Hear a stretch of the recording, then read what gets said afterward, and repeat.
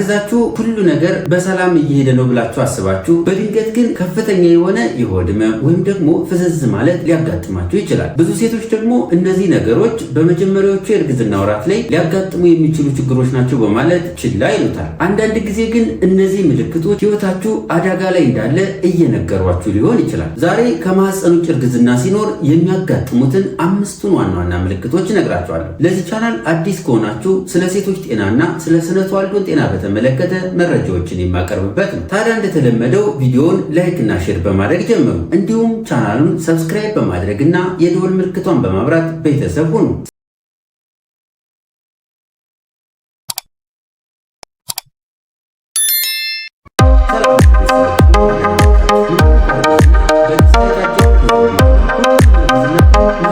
ላይሆን ይችላል። አንዳንድ ጊዜ ጽንስ ማህፀን ግድግዳ ውስጥ ማደግ ሲኖርበት ከማህፀን ግድግዳ ውጭ ሊያደግ ይችላል። ለምሳሌ ቱቦዎች ላይ፣ እንቁላሎች ላይ፣ ሆድ ዕቃ ላይ እና ሌሎች ቦታዎች ላይ ጽንስ ሊያድግ ይችላል። ይህንንም ከማህፀን ውጭ እርግዝና እንለዋለን። ከዚህ ቀጥለን ከማህፀን ውጭ እርግዝና ሲያጋጥም ሊታዩ የሚችሉ አምስቱን ዋና ዋና ምልክቶችን እንይ። የመጀመሪያው ምልክት በአንደኛው በኩል ከፍተኛ የሆነ የሆድ ህመም ማጋጠም። ይሄ በፍጥነት ሊታዩ ከሚችሉ ምልክቶች አንዱና ዋነኛው ነው። ህመሙ ምናልባትም ቀለል ብሎ ጀምሮ ቀስ በቀስ እየጨመረ ሊሄድ ይችላል። ይህንን የሆድ ህመም ብዙ ሴቶች የምግብ አለመፈጨት ችግር ወይም ደግሞ የወር አበባ ህመም ነው ብለው ችላ ሊሉት ይችላሉ። ስለዚህ ቀስ በቀስ እየጨመረ የሚሄድ ህመም በተለይም ደግሞ በአንደኛው የሆድ ጎን ላይ የሚያጋጥም ከሆነ ምናልባትም ከማህፀን ውጭ እርግዝና እንዳለ መልእክት እየላከ ሊሆን ስለሚችል በጥንቃቄ ብታዩት ይመከራል። የሽንት የምርመራ ውጤታችሁ እርግዝና ሳይቶ ወጥ የሆነ ከፍተኛ የሆነ ህመም በአንደኛው የሆዳችሁ ክፍል ካጋጠማችሁ ይህ ነገር ከማህፀን ውጭ እርግዝና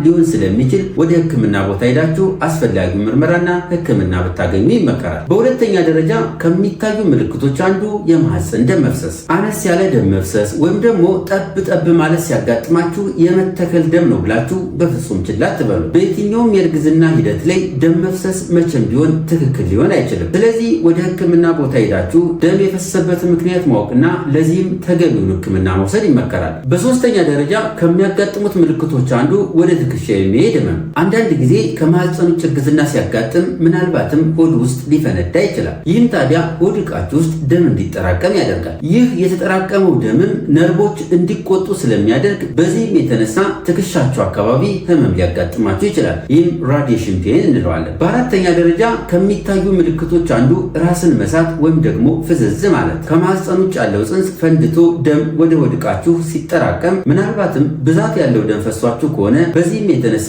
ፍዝዝ ማለት አንዳንድ ጊዜም ራሳችሁን እስክስቱ ሊያደርሳችሁ ይችላል። ምክንያቱም የደም ግፊታችሁ በከፍተኛ ሁኔታ እየቀነሰ ስለሚሄድ ነው። በአምስተኛ ደረጃ ከሚታዩ ምልክቶች አንዱ ከፍተኛ የሆነ ድንገተኛ የሆድ ህመም። ከማህፀን ውጭ ያለው እርግዝና መፈንዳት በሚጀምርበት ወቅት ከፍተኛ የሆነ የሆድ ህመም እንዲያጋጥማችሁ ያደርጋል። ስለሆነም የእርግዝና ምርመራችሁ እርጉዝ እንደሆናችሁ አሳይቶ ከላይ የዘረዘርናቸው ምልክቶች ወይም ደግሞ አንዱ ምልክት እንኳ ቢሆን ካጋጠማችሁ በፍጹም ችላ ሳትሉ ወደ ህክምና ቦታ በፍጥነት በመሄድ አስፈላጊውን የህክምና እገዛ ማግኘት ይኖርባቸዋል። ከማህፀን ውጭ እርግዝና አጋጥሞ በትክክለኛው ጊዜና በወቅቱ ካልታከመ ለእናቶች ሞት አንደኛው መንስኤ ሊሆን ይችላል። በዚህ ጉዳይ ላይ ያላችሁን ተሞክሮ አስተያየት መስጫው ላይ አስቀምጡልን። ይህ ቪዲዮ ጠቃሚ ነው ብላችሁ ካሰባችሁ ቪዲዮውን ላይክ እና ሼር አድርጉት። እንዲሁም ቻናሉን ሰብስክራይብ በማድረግ የደወል ምልክቷን በማብራት ቤተሰብ ሁኑ። በዚህ ቪዲዮ ያልተመለሰላችሁ ጥያቄ ካለና እንዲሁም ተጨማሪ እንዲብራራላችሁ የምትፈልጉት ሀሳብ ካለ አስተያየት መስጫው ላይ አስቀምጡልኝ። ለዛሬ ያዘጋጀሁት ይህንን ይመስላል። በቀጣይ